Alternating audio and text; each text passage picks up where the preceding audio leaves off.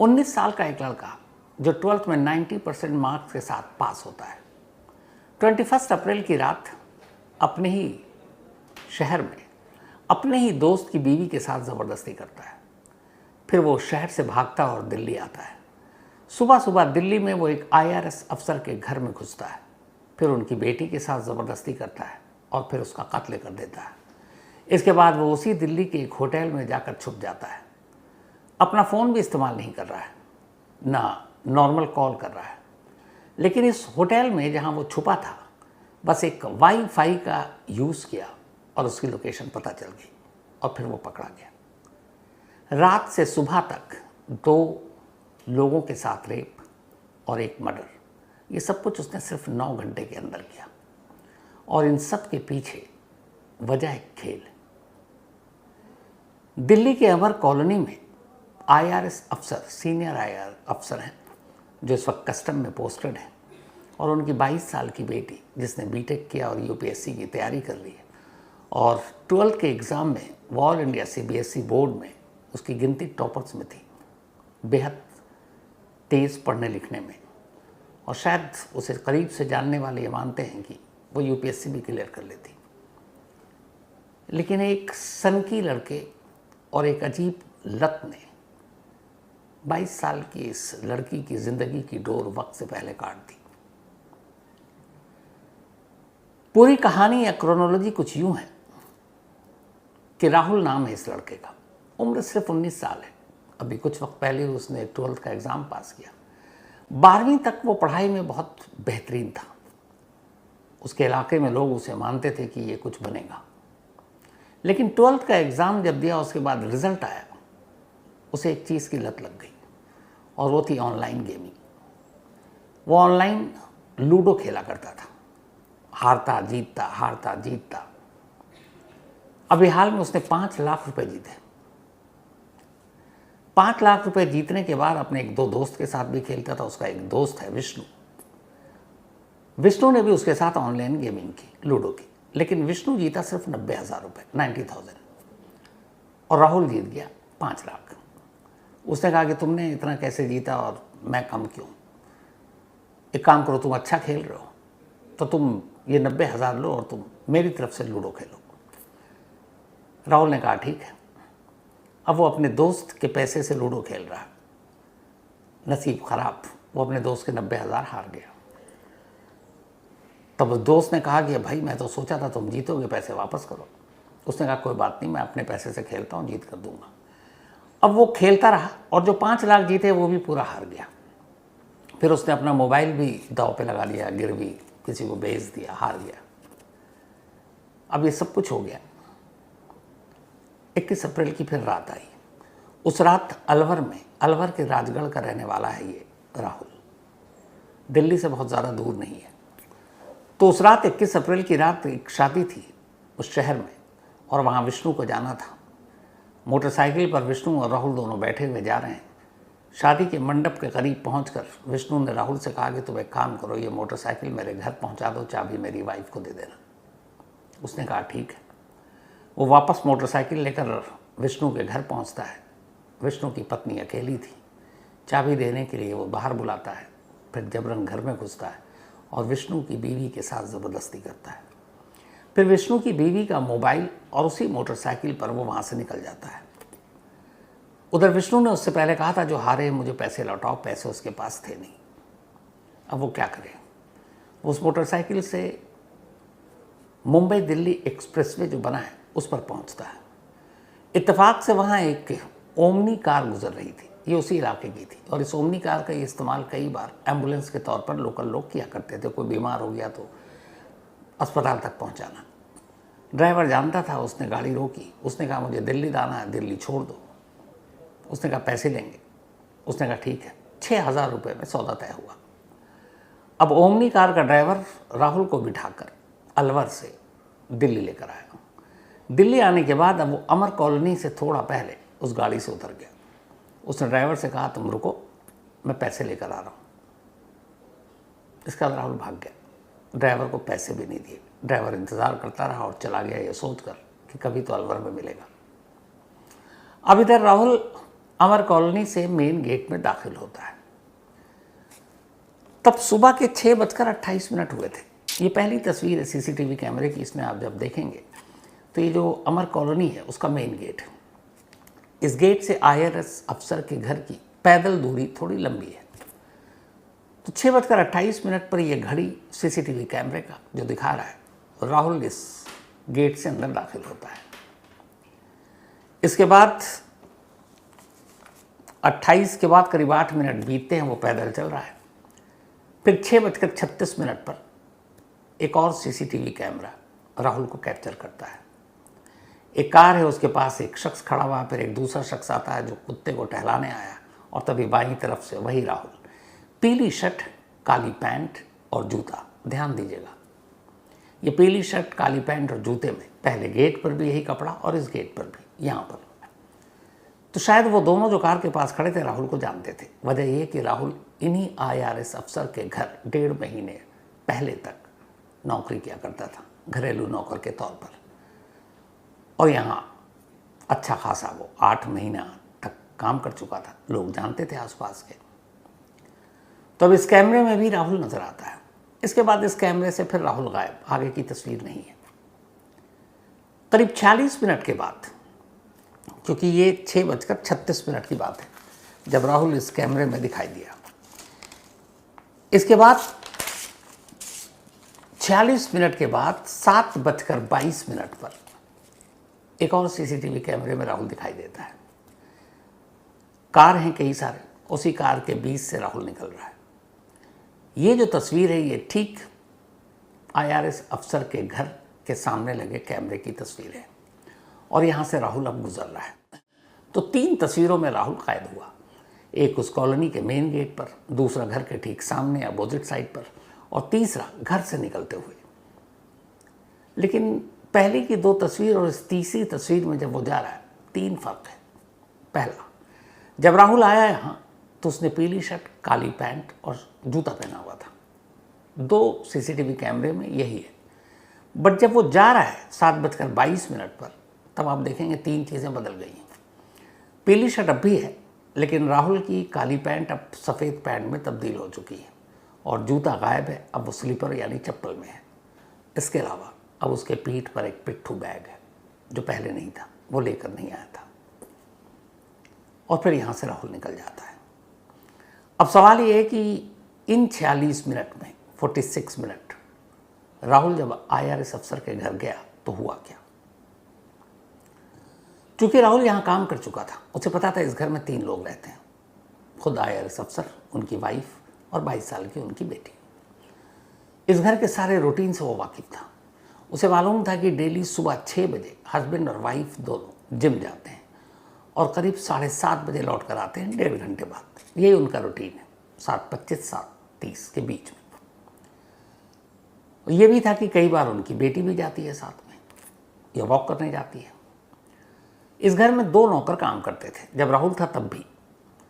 एक सुबह 8 बजे आता था और दूसरा 10 बजे।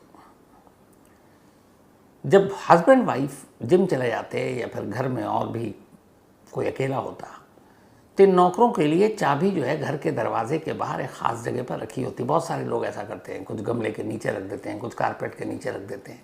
एक ऐसी जगह जहाँ सिर्फ कुछ लोगों को मालूम है ये चाबी कहाँ है, दरवाज़ा खोलो अंदर आ जाओ। तो इन IRS अफसर के घर के दरवाजे की चाबी भी बाहर एक खास जगह रखी होती थी जहाँ नौकरों को पता था, और ये राहुल को भी पता था। अलवर में जब लूडो में वो हारा और विष्णु ने अपने पैसे मांगे, जिसकी वाइफ के साथ बात में उसने ज़बरदस्ती की, तब उसे ये लगा कि विष्णु को पैसे तो देने पड़ेंगे क्योंकि हमारा घर यही है, यहाँ से जाएंगे कहाँ, पर पैसे लाए कहाँ से। तभी उसे ख्याल आया कि जिन IRS अफसर के घर पे वो काम किया करता था 1.5 महीने पहले जहाँ से हटा था, वहाँ अक्सर कैश होता है, 2-2.5 लाख रुपए तो आराम से मिल जाएंगे, प्लस जेवर होते हैं। और उसे ये भी मालूम था घर में दाखिल होने के लिए चाबी कहाँ होती है। ये भी पता था कि घर के मेंबर कितने बजे घर के बाहर जाते हैं, नौकर कितने बजे घर के अंदर आता है।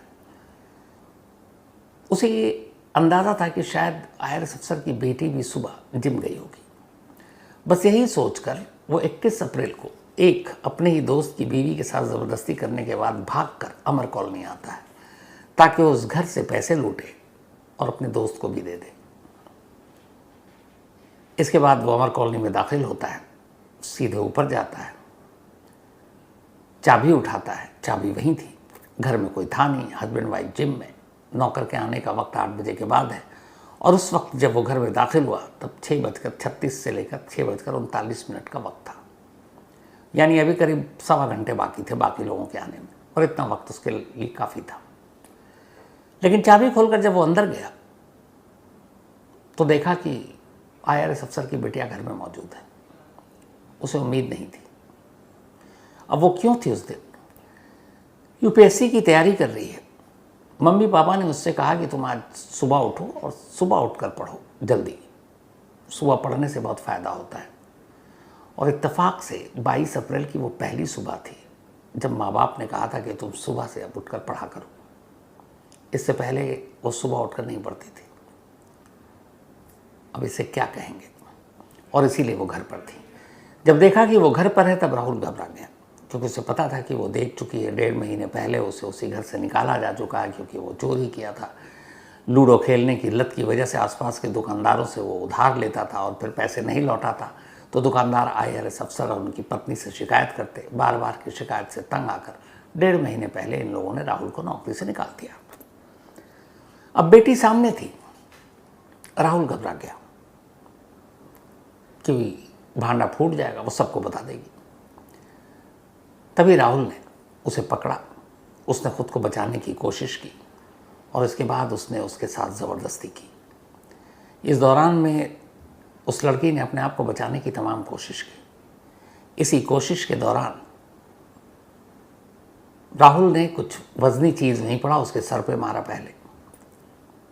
जब वो थोड़ी सी नींद बेहोशी के आलम में थी तब उसके साथ ज़बरदस्ती की और फिर वहीं फ़ोन का चार्जर रखा हुआ था, उसी चार्जिंग वायर से, उस तार से उस लड़की का गला घोंट दिया।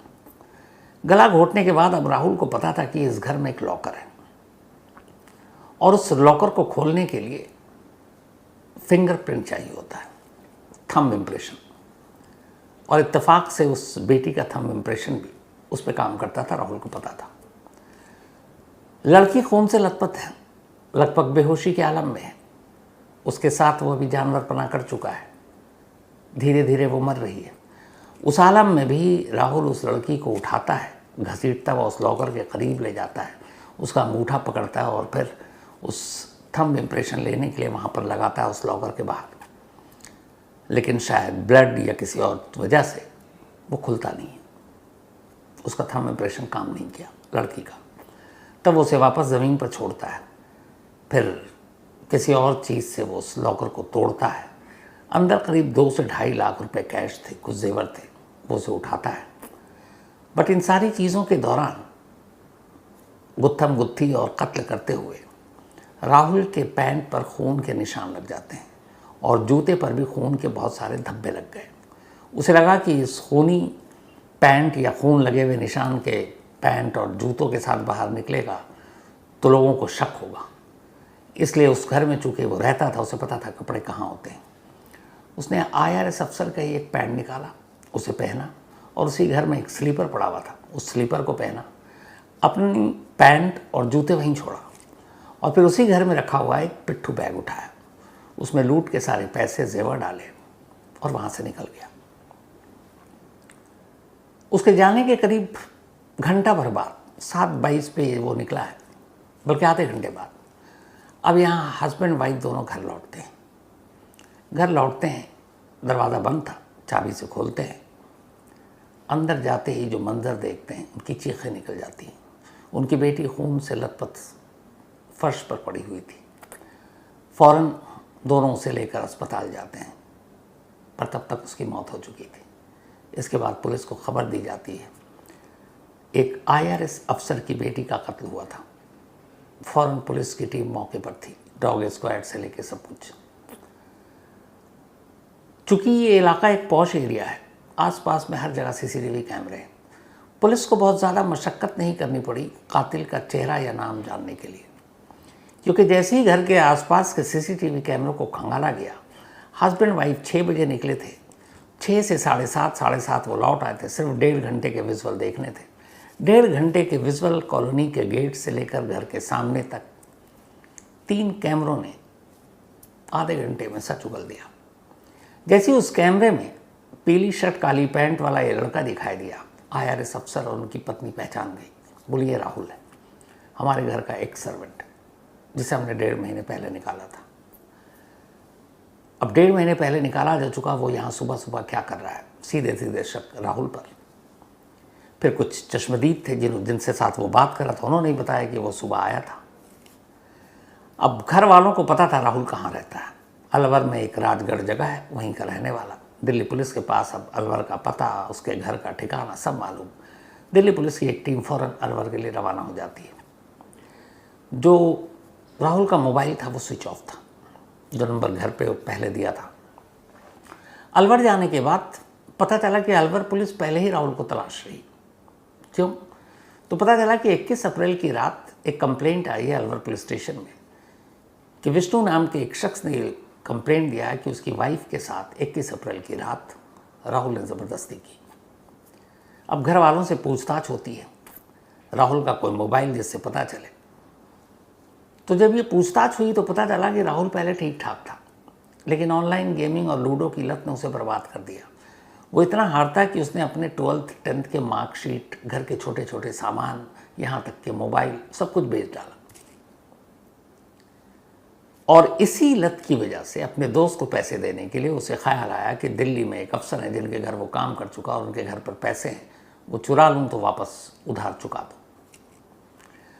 फिर पुलिस ने जब पता किया कि 21 अप्रैल की रात को क्या हुआ तो फिर एक छोटी सी जानकारी मिली। पता चला कि राहुल ने जिस अपनी दोस्त की पत्नी के साथ ज़बरदस्ती की थी उसका मोबाइल भी अपने साथ ले गया था। अब उस नंबर को पुलिस ने पता किया, पता चला कि नंबर तो बंद है पर मोबाइल वही था। इस दौरान में अब पुलिस तलाश करती रही दिल्ली के सैकड़ों जगहों के CCTV कैमरे की, अमर कॉलोनी से निकलकर किन किन रूटों से जा सकता है। कोई फ़ायदा नहीं हुआ। तभी पूछताछ के दौरान पुलिस को पता चला कि राहुल का एक कज़न गुरुग्राम में रहता है, वहीं नौकरी करता है। पुलिस को लगा कि राहुल अलवर तो जाएगा नहीं क्योंकि वहाँ पुलिस ढूंढ रही है, तो हो सकता है गुरुग्राम में छुपा हो। अब गुरुग्राम के उस दोस्त का नंबर लिया राहुल के घर वालों से। जब उस नंबर को लिया, उसको ट्रैक पे लगाया तो पता चला सर्विलांस पर लगाने के बाद कि उस नंबर पर 22 अप्रैल की सुबह 9 बजे से 3-4 बजे दोपहर तक एक कॉल, इंटरनेट कॉलिंग हो रही है और नंबर से कॉल आ रहा है। पुलिस की एक टीम गुरुग्राम जाती है, राहुल के कज़न से पूछताछ करती है। वो पूछती है ये कॉल कौन कर रहा है तुम्हें, तब वो बताता है कि राहुल का कॉल था। अब सवाल ये था कि नंबर के ज़रिए लोकेशन पता नहीं चल रहा है और वो कॉल सिर्फ वाईफाई के कनेक्शन से ही कर रहा था। अब पुलिस ने उस नंबर पे भी सर्विलांस लगाया कि किसी तरह से इसका लोकेशन पता चले इसकी। देर शाम अचानक पुलिस को पता चला कि राहुल एक होटल के वाईफाई से कॉल कर रहा है। ये होटल दिल्ली के द्वारका इलाके में था, द्वारका एयरपोर्ट के करीब है। जैसे ही पता चला पुलिस की एक टीम पहुंचती है द्वारका, उस होटल के कमरे में पहुंचती है। राहुल वहाँ मौजूद था। पुलिस उसे दबोच लेती है। असल में राहुल उस होटल से होटल के ही वाईफाई का इस्तेमाल कर कॉल कर रहा था और इस तरह पुलिस उसे पकड़ कर ले आती है। आज उसे कोर्ट में पेश किया गया। 4 दिन की पुलिस रिमांड मिली है। उसे क्राइम सीन पर ले जाया जाएगा, इसके बाद अलवर ले जाया जाएगा। यहाँ से बचेगा तो अलवर पुलिस अलग उसको इन्वेस्टिगेट और इंट्रोगेट करेगी, क्योंकि वहाँ पे भी एक रेप का मुकदमा दर्ज है। 19 साल का एक लड़का, सोचिए, जो भी 12वीं तक ब्रिलियंट स्टूडेंट, एक गेम की लत ने उसे बर्बाद कर दिया। और अब जाहिर सी बात है कि उसकी पूरी ज़िंदगी शायद सलाखों के पीछे कटे, या हो सकता है सजाए मौत भी मिले, क्योंकि ये ब्रूटल मर्डर एंड रेप है। तो कई बार जल्द पैसे कमाने, जुए की लत, ऑनलाइन गेमिंग की लत, पता नहीं इंसान को क्या से क्या बना देती है। कुछ पेशेवर क्रिमिनल होते हैं और कुछ इन चीज़ों से क्रिमिनल बन जाते हैं। यही इस कहानी का सबक है। तो आज की इस कहानी में इतना ही। अब आपसे मुलाकात होगी कल रात 9 बजे किसी नई कहानी के साथ। तब तक अपना और अपनों का ख्याल रखिएगा। Thank you very much.